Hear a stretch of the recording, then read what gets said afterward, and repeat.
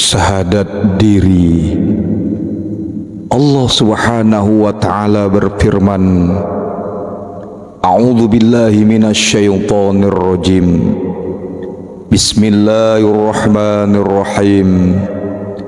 Wa idh akhadha rabbuka min bani adama min zuhurihim dzurriyyatahum wa ashhadahum ala anfusihim alastu bi rabbikum qalu bala syahidna. Aku mengambil kesaksian pada jiwa. Bahwa di sini jelas, singkat dan tegas bahwa yang diambil Allah pada diri manusia adalah kesaksian jiwanya. Itulah yang disebut syahadat jiwanya. Jiwa dulu bersyahadat, mensaksikan Allah baru mulut. Allah tidak pakai jika cuma syahadat mulut, karena yang diucapkan mulut atau lisan kita itu cuma bacaan syahadat. Itu bukan syahadat sebenarnya. Itu bukan syahadat sebagaimana yang dikehendaki Allah Ta'ala. Maka dalam surat yang lain Allah berfirman, Ya ayyatuhan nafsul mutmainnah, wahai jiwa yang tenang, kembalilah kepada Tuhanmu. Di ayat ini pun jelas, singkat, padat, tegas, bahwa yang dipanggil Allah adalah jiwa manusia, bukan jasad, bukan batang tubuh manusia atau yang lain selain jiwamu.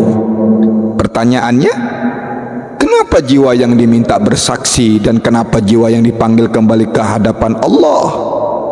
Jawabnya adalah karena sebenar-benarnya diri adalah jiwa.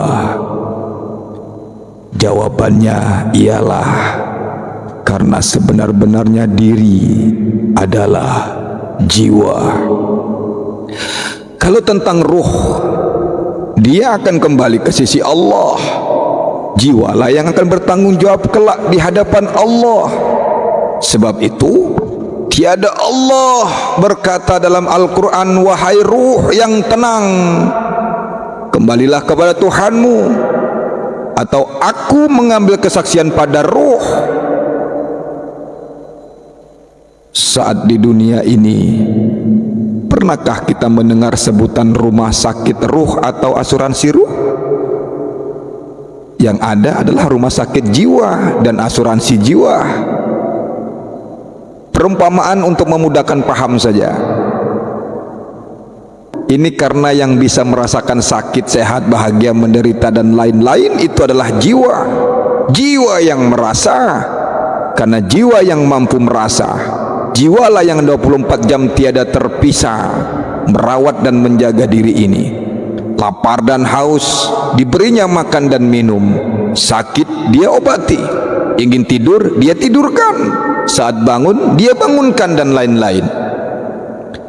Syahadat belum dikata sah jika manusia belum mengenal akan sebenar-benar dirinya, yaitu si jiwa itu tadi. Jika tidak mengenal jiwanya, maka syahadat yang manusia ucapkan baru sebatas syahadat mulut.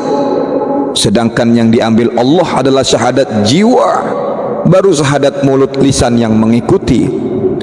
Mengenal kepada jiwa sama halnya mengenal kepada Allah, karena jiwa adalah sebenar-benarnya diri ini, sesuai dengan hadis bahwa siapa yang mengenal dirinya, maka mengenal ia akan Tuhannya.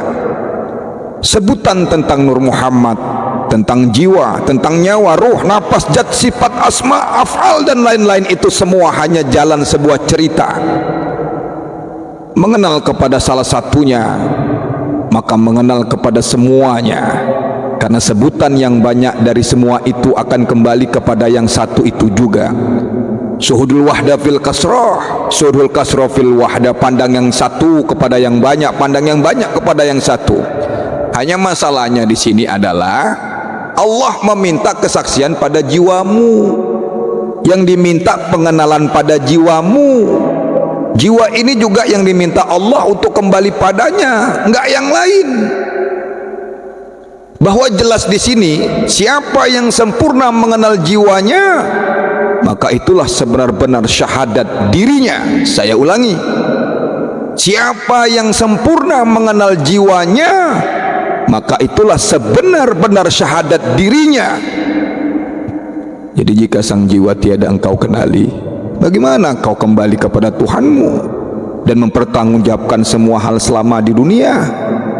Karena hanya jiwamu lah yang dipanggil Allah, bukan jasadmu, bukan hartamu, bukan jabatanmu, bukan wajahmu yang tampan, yang cantik, rumahmu yang besar, tapi jiwamu lah yang dipanggil Allah. Ya ayah Tuhan nafsul mutmainnah, hai jiwa yang tenang. Maka itulah sebenar-benarnya syahadat diri. Jiwamu lah yang kelak diminta pertanggungjawabkan di hadapan Allah. Maka kenali jiwamu, sebenar-benar dirimu. Kalau kau percaya, monggo. Engkau percaya, silakan. Engkau enggak percaya pun, ya silakan. Niat kami cuma menyampaikan, selebihnya kembali ke diri masing-masing. Karena keyakinan tidak wajib untuk dipaksakan. Wallahu a'lam bishawab. La ilaha illallah. Allahu akbar.